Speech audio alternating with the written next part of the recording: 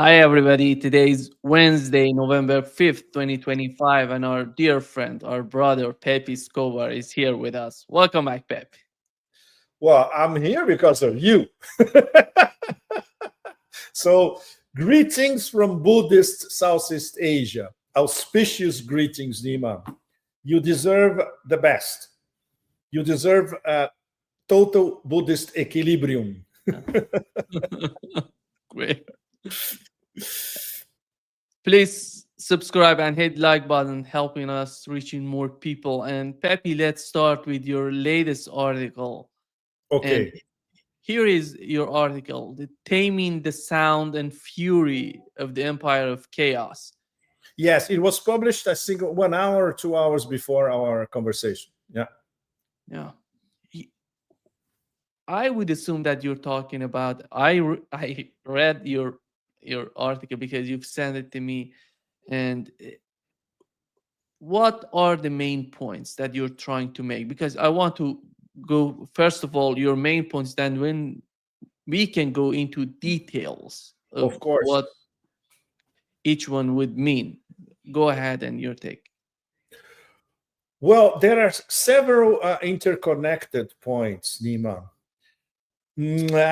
First of all, let's say the strategic despair of Trump 2.0, the empire of chaos as a whole, and the elites behind it, with these two looming strategic defeats.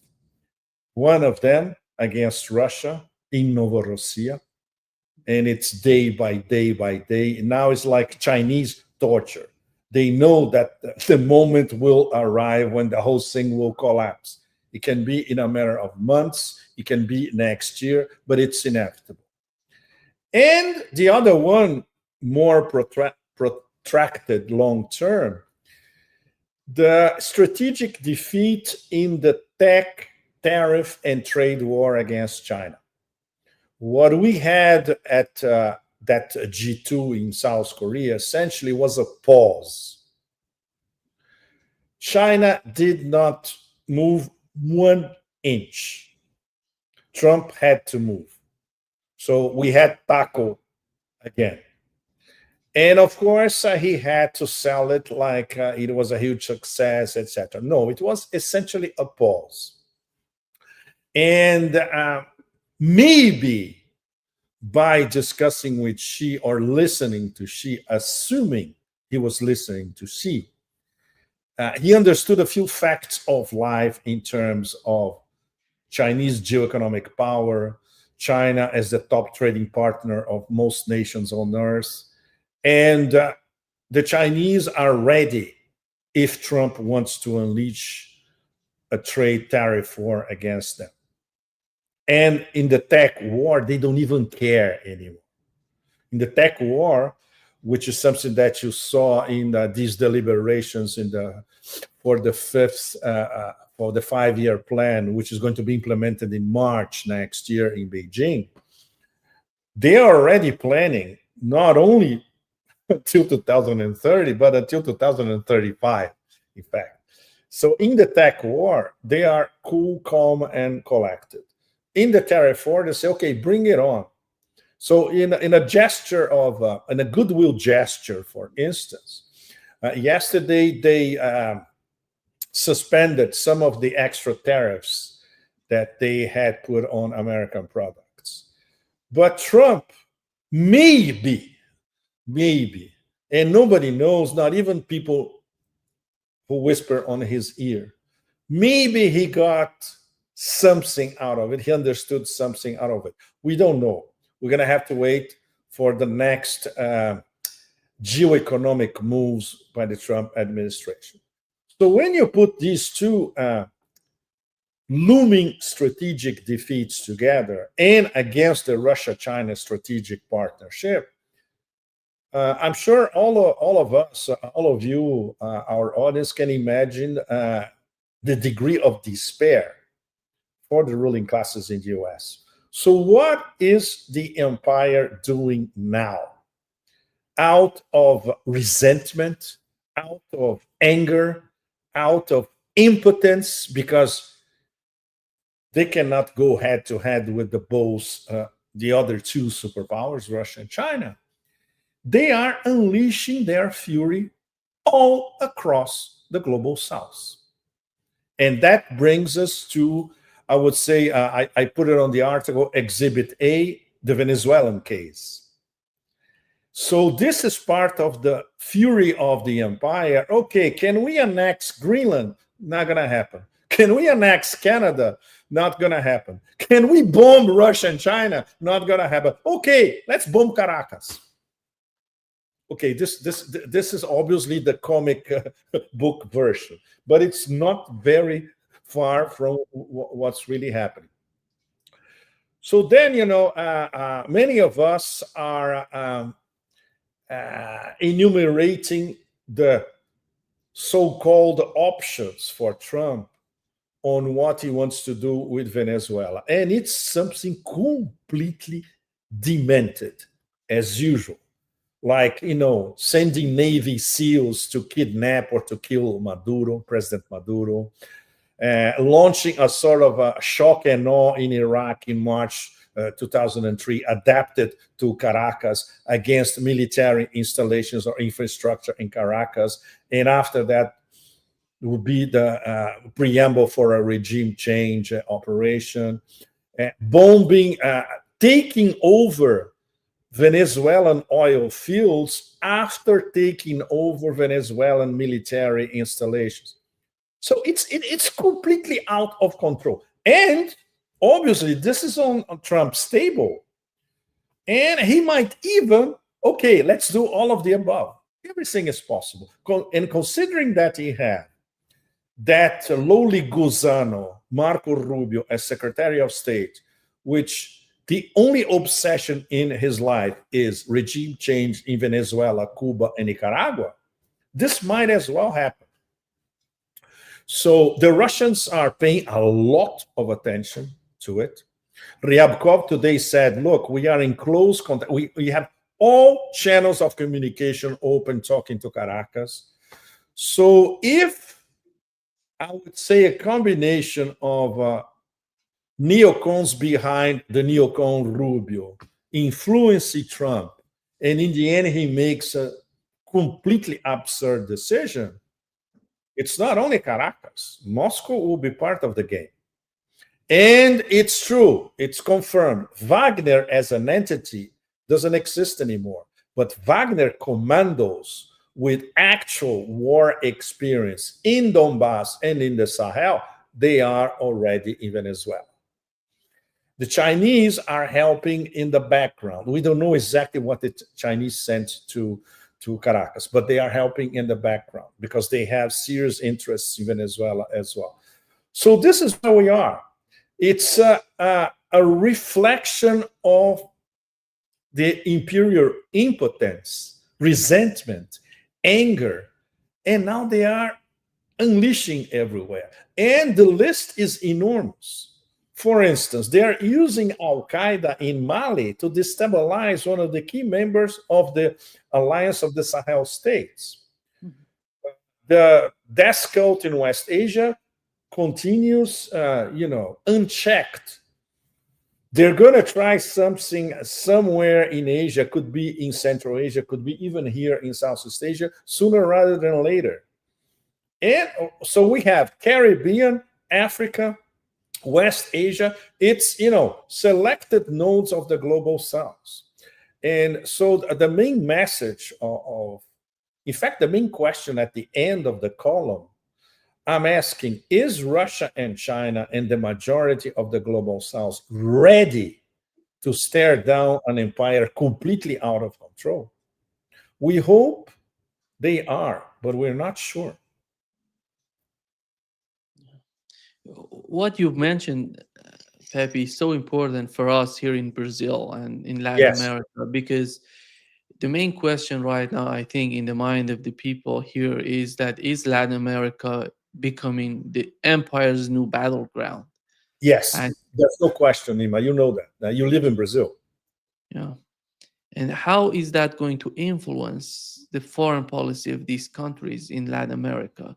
Are they going to be, We should be asking this question to the Itamaraty in Brasilia, Mm, right? mm, exactly. Are they even commenting on it? Have you seen any serious comments coming from the Brazilian Foreign Ministry? No. No. Well, that already And answers part of our question. but you can feel it that nobody's happy about what's going on, because you know that Brazil and the United States are dealing with many issues, because the Trump administration is making a lot of problems for Brazil, and there is no unity in the Latin America. You have to consider that. Once again, once again, but that's the history of Latin America, and that's the history of Iberian Latin America and Brazilian South America. Horrible, horrible. Well, I remember I grew up with that. We had more information when I was in school in the 60s or 70s about the United States and Europe than about our neighbors in South America. It's absolutely horrible. Well, this project, which was, of course, the sub-colonial, neo-colonial, crypto-colonial elites on both sides, and the top elites in the colonial north, was obviously to keep Latin America in disarray and without most of the major actors not talking to each other. And nowadays it's terrible because they have, for instance, they have in their lap conquered to the tune of 40 billion US dollars Argentina, which is a destabilizing factor inside Mercosur and inside South America as a whole. You know what's So, so yeah, go ahead. Go ahead, Go Nima. ahead. Yeah. Pepe, what's so tragic, in my opinion, about the Latin America? You remember the election in Venezuela, and in the aftermath of the election, even Lula here in Brazil, which supports Venezuela, Cuba, and the right to, and he doesn't want them to be in such a bad situation and position politically, militarily, economically mostly. But he was talking about the election in Venezuela. He was not happy with what has happened in Venezuela. He said that that wasn't democratic and they have to do more in that. He was criticizing the results of the Yeah, no, not the result, the process of, the process of the election in Venezuela, and through which the Maduro was elected. He said that could be done in a better manner. But when it comes to Argentina, nobody's talking about it. The United States, $40 billion. Why is that? This doesn't make sense. You have to go out. You have to call it whatever it is. If you think that in Venezuela you don't think that it was fair, it was democratic, the process was sound and functioning. So why are you not willing to talk about what's going on in Argentina? and it was even worse, Nima, because it was a mega corruption operation which reached the presidency of the United States. Trump stamped basically an extremely corrupt scam between his secretary of the treasury and a guy who had made a lot of money for him in the past and now was in dire straits because he bought a lot of Argentinian debt. So this is the guy who called Scott Bessent, and Scott Bessent arranged this bailout with federal funds plus private funds guaranteed by the federal government. This is beyond corruption. This is very, very serious. And the president of the United States said, okay, go ahead. So, when you have nobody in Brazil talking about this, wow. No, we talk about. I'm talking about the officials. I get what you're talking about. The officials, not only Brazil. Look, and Latin America is not just Brazil. We have Of various course. countries here. They have to, you know, take their position toward what's going on in Argentina, because it comes to Brazil, it comes to all of these countries in Latin America, and they're planning for that. Yeah, As you mentioned, they're not that much capable to, to influence the West Asia. Ukraine, Taiwan is totally, it's different from what it was before the war in Ukraine started. sure. That's why they're coming to the Western Hemisphere, as they call it, the Monroe Doctrine, coming to, to the neighborhood. And even worse, Nima, the extrapolations and the parallels with the beginning of the war on terror are absolutely extraordinary. Okay, let's try a short version. War criminal Dick Cheney is dead. The day after, he and he needs a special Dante circle of hell only for him. 9 circles of hell are not enough. He needs a 10th circle of hell only for him. The day after, a Muslim democratic socialist or social democrat is elected as mayor of New York City. That was absolutely out. So this means that the immigrant working class in New York City, which was the capital of the 20th century, but it's not going to be the capital of the 21st century, he's now the mayor of New York City. So, well, I'm very fond of New York because I worked in New York a lot and I've been there zillions of times. And always my greatest pleasure in New York was to talk to the working classes, to the Senegalese taxi drivers, to the Yemenis who have bodegas, to the Uzbeks. And Mamdani, in his acceptance speech, he was very, very clever. He named them, Nima. He was very, very impressive. He named the people that when you visit New York, either you don't see them or they are serving your table or cleaning your garbage. And without these immigrants who provide all the important services in New York would collapse in a matter of hours. Everybody knows that. And these are amazing people. Some of them, most of them struggle a lot, but some of them, in the case of Mamdani, who's an immigrant, they can reach the top, of course. Only a few, of course. But there are many complicated elements on his victory, which is quite something. He's being supported by Alex Soros in person, directly, and with money as well. So we know what that means. So, okay, he will be judged, but what he actually will manage to accomplish. New York is an extremely complicated city to run. Everybody knows that. So let's see what the old ruling classes of New York would allow him to do, even though he has enormous public support. His support, if you take the metro, like a 99%, take a absolutely disgusting New York metro nowadays, they voted for him. But that's another story.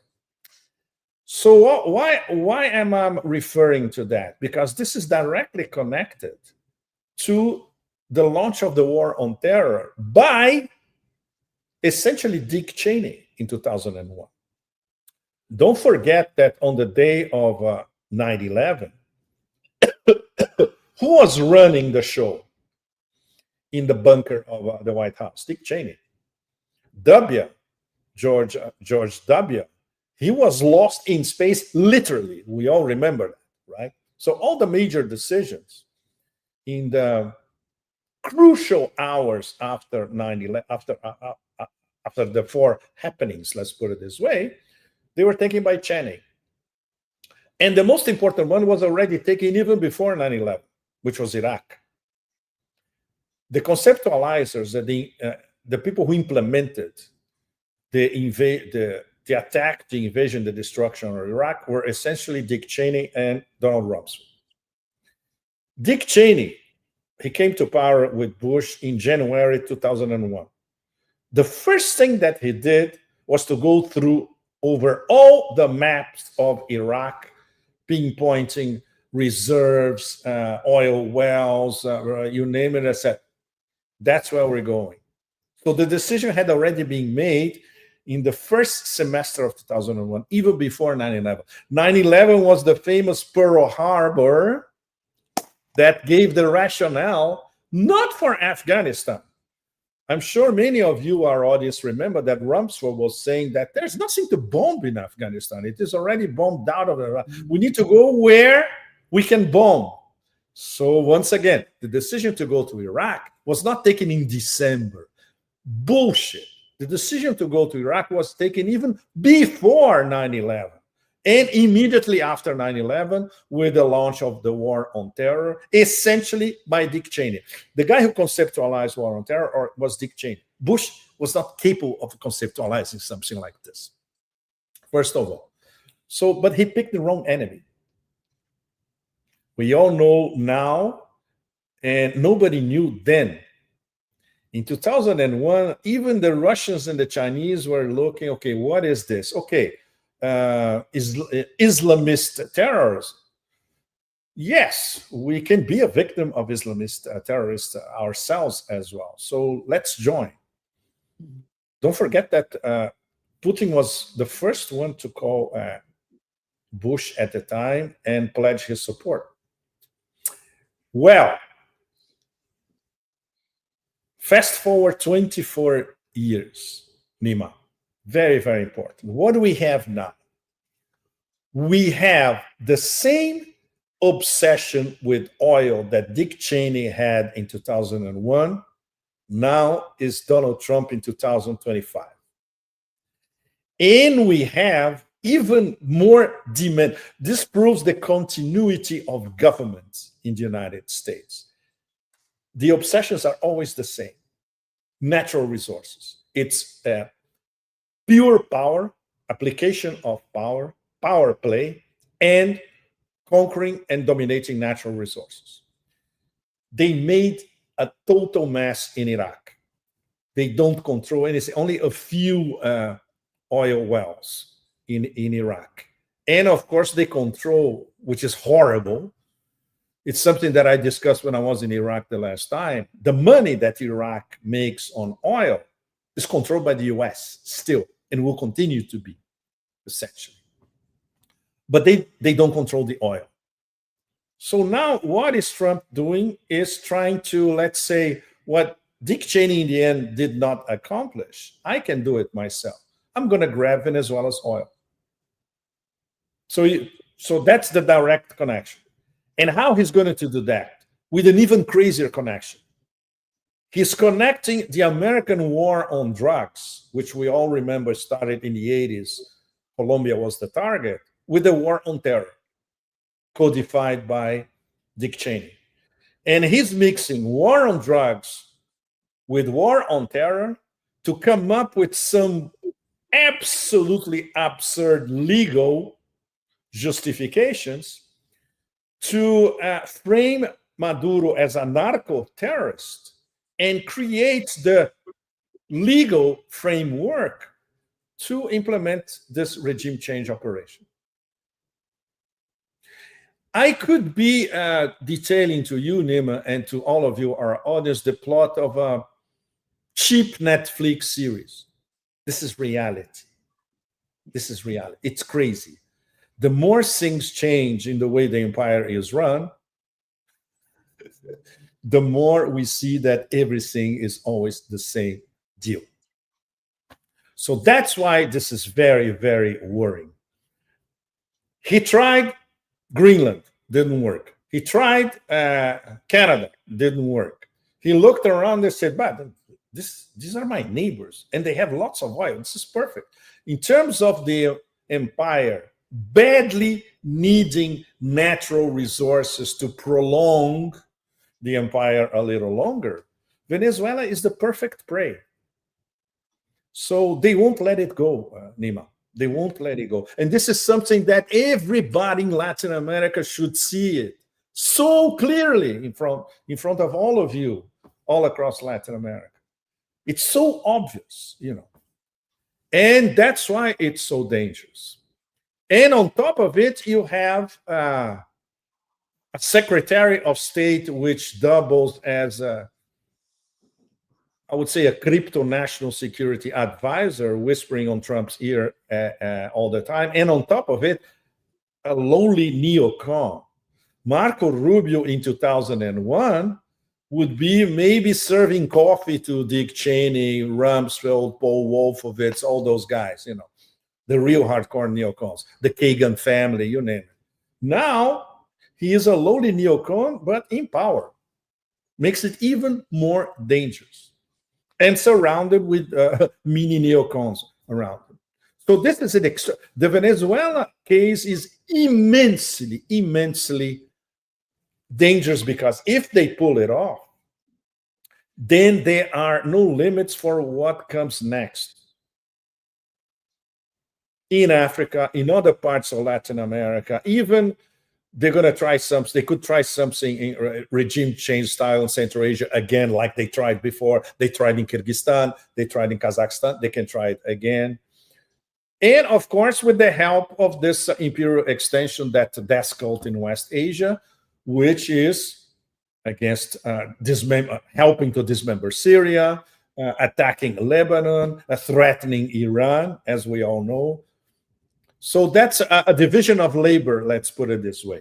The death cult takes care of West Asia, and the empire takes care of Africa, Latin America, and maybe other parts of Asia. It's extremely worrying. And I'm giving you a very straight to the point, without even the gory details. You know, this is geopolitically where we are now. It's much more dangerous than a few months ago. No question about that. And Africa, if they pull off using Al-Qaeda to destabilize Mali, that opens another can of worms for the whole alliance of Sahel states. I hope the Mali military are strong enough. They were in the past to go against these Al-Qaeda subdivisions. And it gets even crazier, Anima. Like if this was a Netflix plot, they would say, come on, man, you cannot. How can you think about that? The former Al-Qaeda in Syria, the former emir of ISIS in Syria, head Chopper Jolani, is going to be received with honors at the Oval Office in the next few days, after being normalized at the UN and after he was normalized by the whole collective West. So, you know, that famous WikiLeaks cable that I'm sure many of you remember, Jake Sullivan writing to Hillary Clinton, look, here in Syria, Al-Qaeda is with us. Not only Al-Qaeda is with us, but as the joke goes in the US, Al-Qaeda are us. And Al-Qaeda are us in the White House. It doesn't get crazier than that, really. So that's it. This is what the war on terror, invented by Dick Cheney, which was a war of terror, comes down to. A war of terror helping empire expansion. 24 years after 9/11. I think for many of us who live, Pepe, outside of the United States, we have to understand that there is no difference between the Trump administration and the establishment in the United States when it comes to the foreign policy of the United States. Of course not. He was vetoed by them. Otherwise, he will never become president. And Venezuela shows that to us, because you see the policy of Donald Trump in Venezuela and Nobel Peace Prize. Nobel Peace Prize is not in the hand of the Trump administration. Actually, they hate Trump. But you see the outcome, these vectors coming to Venezuela, the outcome is the same, what the establishment wants. Of course. It's another, I think this is the real definition of the continuity of government. It's not continuity of government if they suffer a nuclear attack. No, it's continuity of government in terms of the psyche, in terms of the mindset, in terms of the imperial priorities, in terms of the imperatives for the empire, now that it's losing ground literally everywhere, geopolitically and geoeconomically, it goes back to the ultra basics, natural resources. We need to take over natural resources. It doesn't matter where and no matter what. Pepe, in less than a year, we had Russia unveiling 4 next generation nuclear weapon systems. You know, Oreshnik, before it doesn't, but it can be, armed with nuclear weapons. And we have Poseidon, Brevesnik, and various, when you look at what's going on with Russia, and is that all about, do you think what's going on right now is that the East, let's put it this way, Russia, China, and the global South is showing that they have some sort, it's the end of, let's put it there, the end of the Western military superiority as they put out these sort of weapons, and or you feel that it's just the beginning of a new arm race? Where are we going? The Russians don't think in terms of arms race. The Russians think in terms of defending the homeland and being strategically secure and having means to respond to any sort of attack in a fulminating, instantaneous manner, which they can. That's it. And of course, this comes from Soviet times. All this, it's not that one day they decided, okay, let's build something called Poseidon, a super underwater torpedo that can loiter everywhere and then receives a command and boom. No, this started during Soviet era, starting in the 70s. There's a continuity of scientific mastery that comes from the Soviet Union. The fathers of the nuclear program in Russia, for that matter. So it's no wonder, because of their competence and their seriousness, that they are at least 2 generations, if not 3, ahead of the US. No, Europe Europe is in the 10th century compared to Russia. So it's crazy because in less than 1 year, they can announce Oreshnik tested in the battleground. They can test the Burevestnik. Sorry, I'm so sorry. Stormbringer, because I'm thinking Deep Purple terms. Yeah, it's Burevestnik.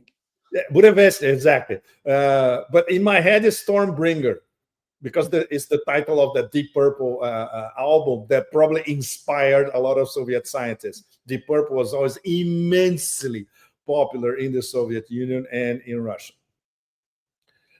Tested successfully. Poseidon, even wow. And Putin said, look, when we tested Burevestnik and Poseidon, there were some NATO ships loitering around. So we wanted them to see it. And no wonder it's total thunderous silence coming from NATO staff. It's not my accent. They don't even know what that is. So it's really something from outer space. It's like a meteorite from outer space. And of course, the Khabarovsk nuclear submarines, which can deliver, numbers vary, but at least 6 Poseidons. All that in less than 1 year. And Putin said, look, this is just the beginning. There's much more coming. The development of Oreshnik, building a collection of Oreshniks, Sarmat, you name it. So is this an ostentatious demonstration of force? No. It's Russia doing what it has to do to protect Russian lands. And of course, it should be interpreted by adversaries and enemies as don't mess with the bear. You have no idea. In fact, you won't even see what hit you. You won't survive it, for that matter. And of course, we're still gonna have that gaggle of imbeciles saying, the Russians are bluffing. We need to test them. Let's provoke them a little bit more. Well, one day they're gonna get it. Lots of people have written volumes on Putin's patience or Putin's refusal to inflict something really hardcore on, especially on NATO. There is a debate in high levels of power in Russia about all that, but they won't deviate from their overall strategy, modernizing their hypersonic and nuclear arsenal way beyond anybody else. And of course, if there is any sort of attack against Russia, that's it. They have all it takes. What this tells the global South, that's a long discussion. For instance, the Chinese got the picture years ago, and they are modernizing their armed forces at breakneck speed. They're still far away from Russia in terms of missiles and hypersonics, nuclear, etc. But they have what it takes to be at least close to Russia in a matter of years, And the global South as a whole, you look at Russia as, wow, okay, if anything happens, maybe we can count on Russia to shield us from direct attacks. That opens another can of worms because we don't know. And for instance, true test of how far Russia would go would be a direct attack on Venezuela. We still don't know how Russia would react. There is a strategic deal between Caracas and Moscow. Moscow already sent a lot of stuff to Caracas and will continue to send more. Same as Moscow sent a lot of very interesting stuff to Tehran. And the Chinese also did the same thing. So does this mean that if there is a next direct Israeli-American attack against Iran, Russia and China will be directly involved? We don't know, even though there are strategic partnerships. So in fact, Russia is being tested severely, especially in these two fronts. In the Sahel as well, if there is a destabilization of Mali, Russia will have to do something to help Mali. Because the alliance of Sahel states, they have a close relationship with Moscow. So the provocations never stop, Nima. And of course, the Russian leadership, they know that. And they have to be very, very measured, forceful, and at the same time, they need to be incisive enough if their interests are directly attacked. For instance, what happened in Syria? That's a very, very complicated discussion that Russia abandoned Syria. No. Russia saw where this thing was going from Idlibistan to Aleppo, northern Syria. They knew the mood in the armed forces. They knew that people were being bribed in the armed forces. So they had to adapt. They could not intervene, even if Assad himself was not able to intervene or to defend his position. So now what Russia is doing, they are making the best of what they already have, which their presence in the Eastern Mediterranean. They won't lose that. From the beginning, they talked to the head chopper and said, look, we're not leaving our bases. And now it's in the interest of the head chopper to have Russia over there in this western part of Syria. For all practical purposes, we all know Syria is being carved up. Turks in the north, Americans in the northeast, Israel in the south, Russia in the West. And there's that little Syria that will be managed by the head shopper and his Idlibistan fellows.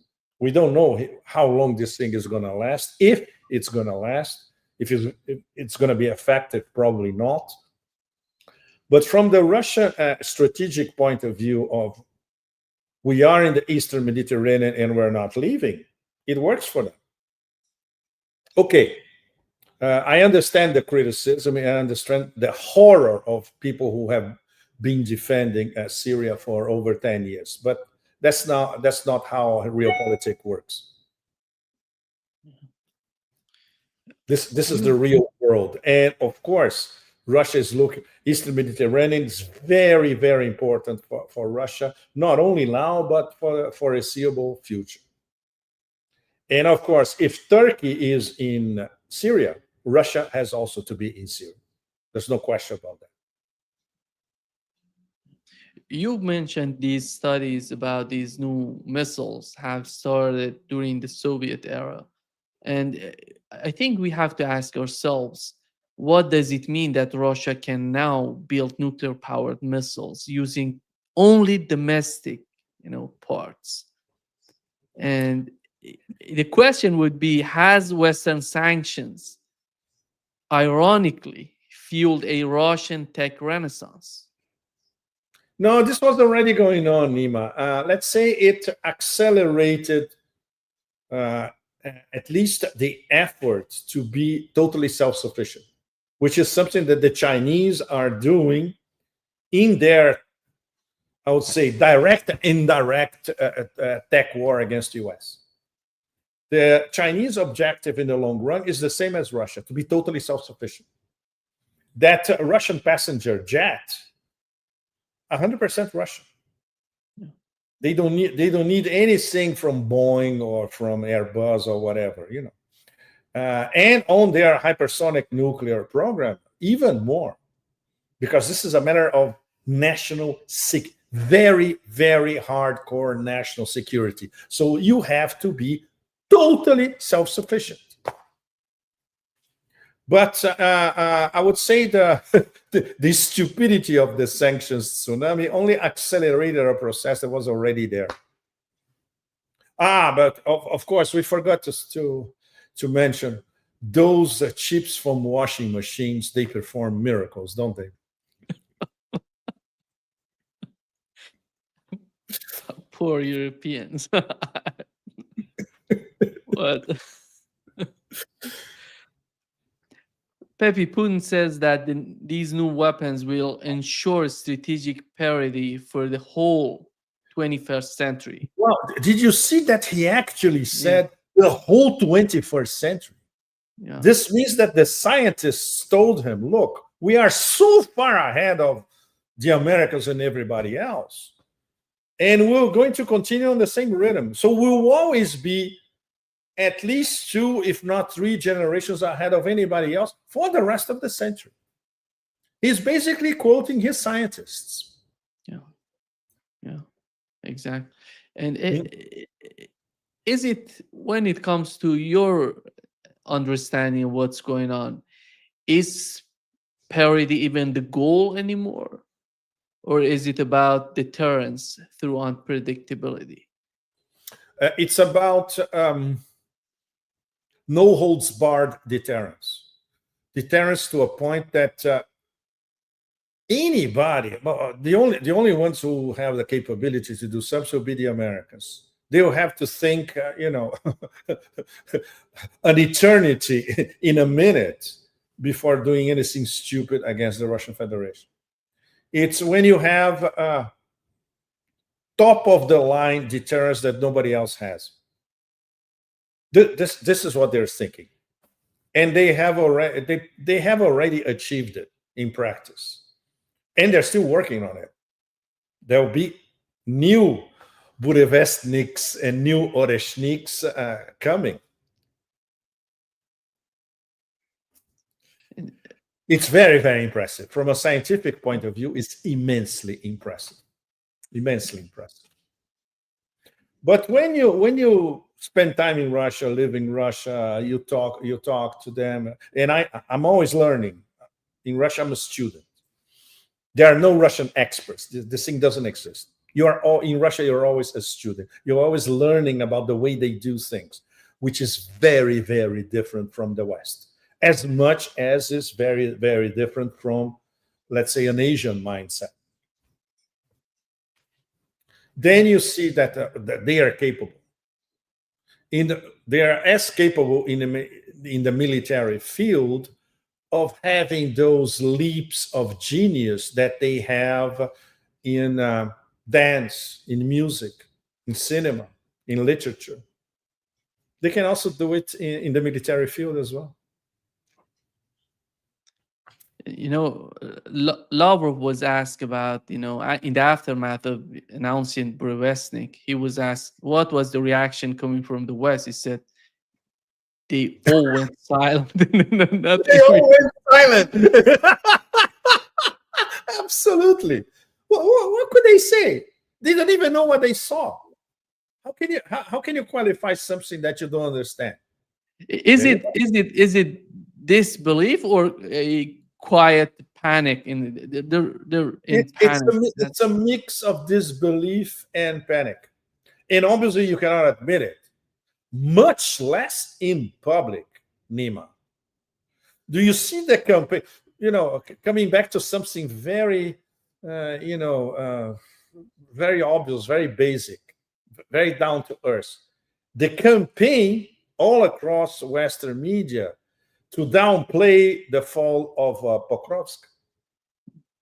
Yeah. It's like it's not happening. It never happened. It will never happen. And you name it. There you go. Can you imagine something like that, which involves nuclear weapons and at the highest level, and deterrence at the highest level? They cannot. They simply cannot admit it.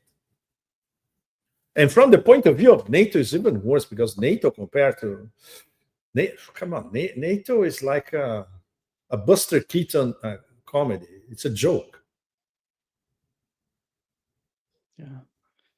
Pepe, you've mentioned something I think it's interesting in your article, and it's a Chinese proverb. It says, "Let him be arrogant, the bright moon will shine on the vast rivers."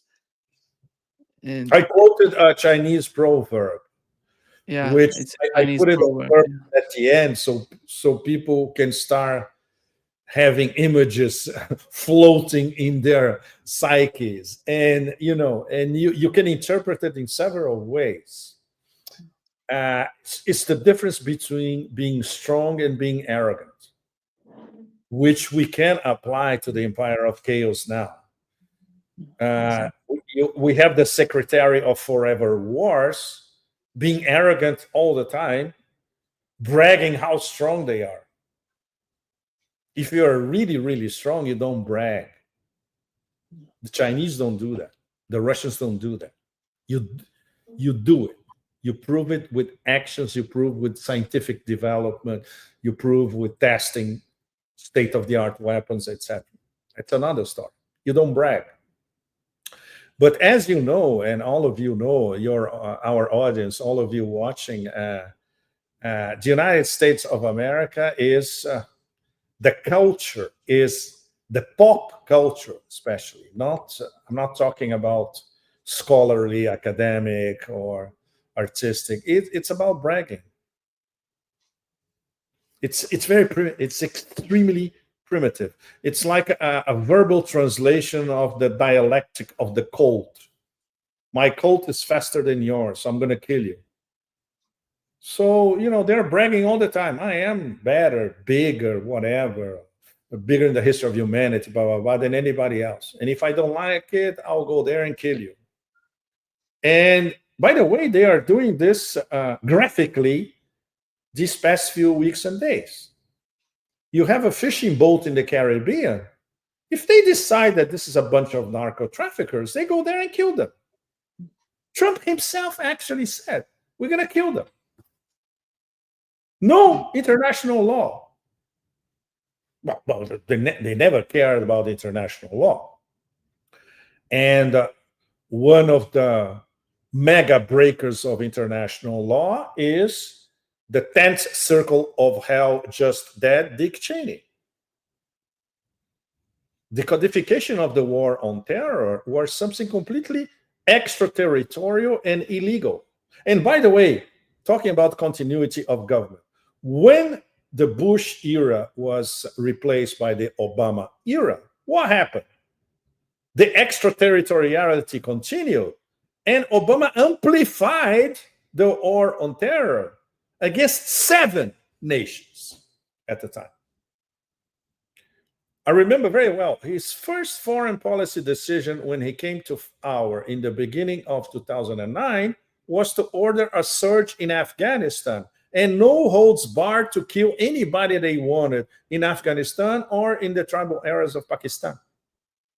You remember all those marriages which were bombarded remotely by the US week after week. There you go. So that's continuity of government terror. And obviously, only empires can do that.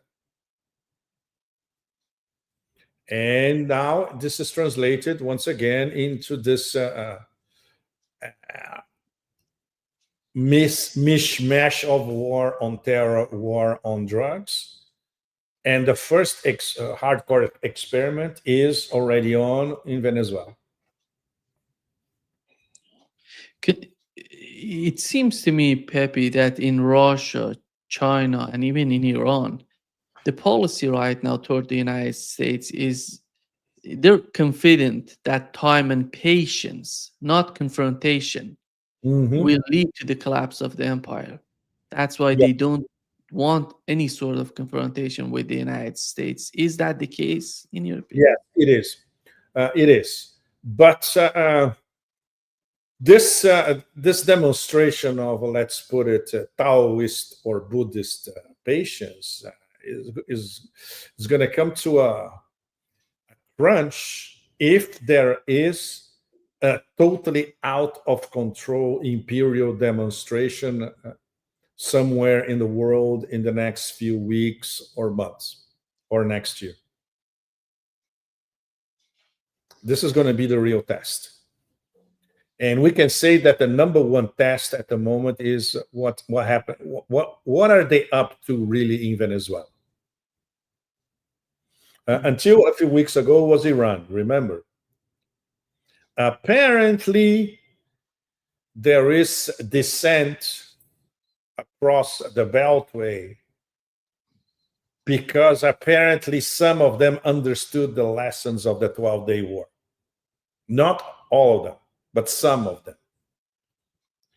Trump, we don't know, because we don't know how he thinks, if he thinks, and if he ever thought about the 12-day war at all. Apart from receiving desperate phone calls from Israeli generals saying, tell them to stop, we are being decimated. That's the major lesson. And still the death cult, they haven't learned their lesson. So maybe some cells of the industrial military complex, the Beltway, National Security Council, they did. So that's why they changed the subject, Nima. They changed the subject literally from Iran to Venezuela.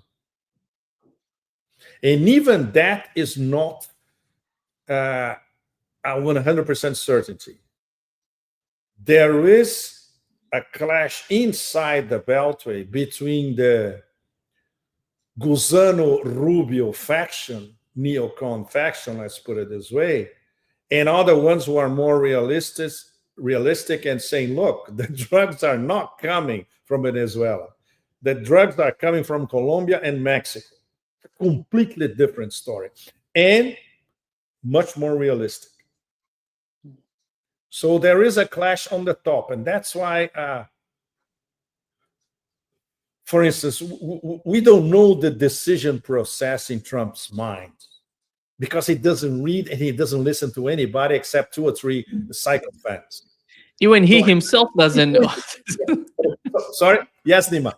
Even Donald Trump himself doesn't know. Even Donald Trump himself doesn't know exactly. So how is he going to decide? Okay, the drugs are coming from the drugs are not coming from Venezuela. So what are you going to do? Nobody knows. Nobody knows. That's why it's so dangerous, because it's essentially an irrational decision process and extremely subjective, not based by evidence whatsoever.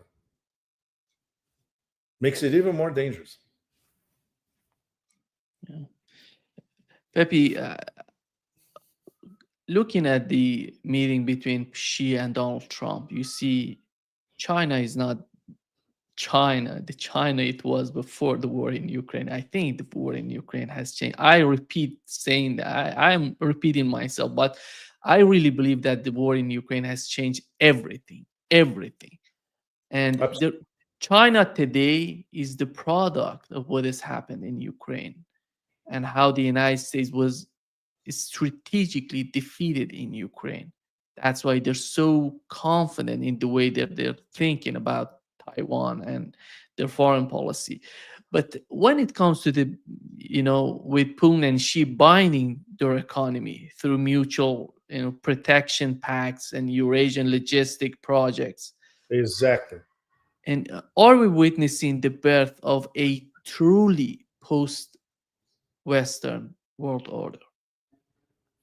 Um, we are in the initial stages. I always like to have counter punches from reality when many of us get too euphoric about it. I was extremely euphoric after the BRICS summit in Kazan last year. Okay, this is it. This is the real deal. Starts now.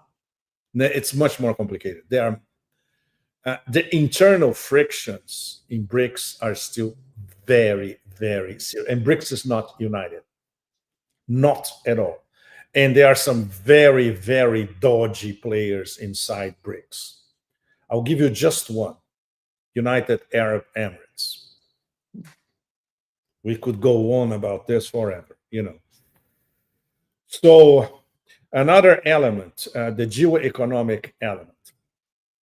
I heard some frightening, very serious inside information about the BRICS Bank, which I cannot make public. I want to discuss this in Moscow, and then when I come back to China early next year, discuss this in Shanghai as well.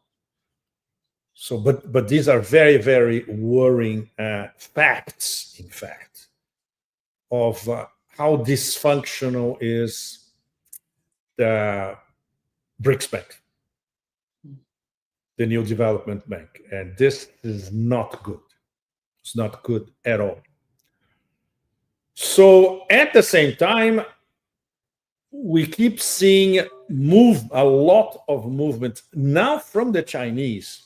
For instance, the Chinese are openly telling everybody, not only Southeast Asia around here, but West Asia, let's use CIPS, the digital yuan. And people are starting to pay serious attention. That's very, very important. Because this will be the beginning of expansion of trade in bilateral currencies, or in this case, using the key currency of the future, which is the yuan. Many problems, many problems. The yuan is not fully convertible yet. It's hard to find yuan, physical yuan. You have to go to Hong Kong, essentially, to find yuan. But the digital yuan is another story. This is already the beginning. This is part of this, let's say, slowly but surely de-dollarization process. But you can never say the magic toxic word de-dollarization. No. You talk to any official, you talk to the Russian central bank, you talk to the Bank of China and say, no, we are improving trade between us in our local regional currencies. Absolutely correct. But it's good to have the Chinese now forcing, not forcing, but let's say seducing players all over. Okay, let's start using the digital yuan more and more. And very, very important, between Russia and China, now everything is in rubles and yuan, mostly in yuan. So this sets an example for all the other ones. Of course, many of the BRICS members are deeply tied with the international financial system. In the case of Brazil, for instance. Well, Brazil is a much more complicated proposition. But in terms of bilateral trade with China, Brazil can use the digital yuan easily. That's bilateral trade with China, not multilateral. So we see problems in some fields, in some sectors, but we see others are advancing very fast. I'll be back in Russia soon, in a matter of days, and one of my top conversations is about what I described last year as the BRICS lab of testing different payment systems. So I'm dying to get an upgrade and an update from people in fintech business or people who deal with the Russian Central Bank and the Russian Ministry of Finance. Where are we going? Are we going as fast as we should? And okay, now get into a more auspicious field, Nima. This is something that I pointed in my column as well. This visit of Mishustin to China, when he was received in person by Xi Jinping, Xi Jinping receiving a prime minister in person, this doesn't happen very often. It's very, very important. Why? There's one answer that this is the big answer.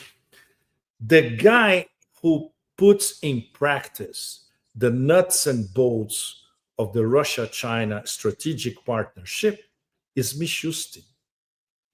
He oversees the details, the practical aspects. It's not Putin, it's not the Russian Central Bank, it's him as prime minister. Immensely respected in China, including Xi Jinping, who told him, "You are a great friend of China." Wow. When they tell you that, it's because they see you as an equal and they trust you. Very, very important. They trust you completely. Very few people can hear that in China. Foreigners, right? Mishustin now is one of them, of course. And he works with the top geoeconomic leadership in China all the time. Okay, let's put this in practice. Let's organizing a belt, a sort of belt and road tech corridor from the Russian Far East to Central Asia. We're in it. We assure the Far East section. You guys, the Chinese, you assure the Chinese Central Asia sectors, which includes Xinjiang, where I was only a few weeks ago. Xinjiang is this Chinese node to build a belt and road tech environment and interconnection between Eastern China, Western China, and Central Asia, and going all the way to the Russian Far East. It's very, very impressive, Nima and all of you. Very, very impressive. You only get a sense of how sophisticated and complex this is when you go, for instance, to the Vladivostok Forum. That's why you need to go every year, because everybody is there. And one of the main points that they are discussing is what? Integration of Eurasia, geoeconomically and geopolitically. So I try to outline to you the complicated aspects and the auspicious aspects at the same time, because the complexity of the whole thing is absolutely mind-boggling, but it's fascinating to watch and to follow and to learn.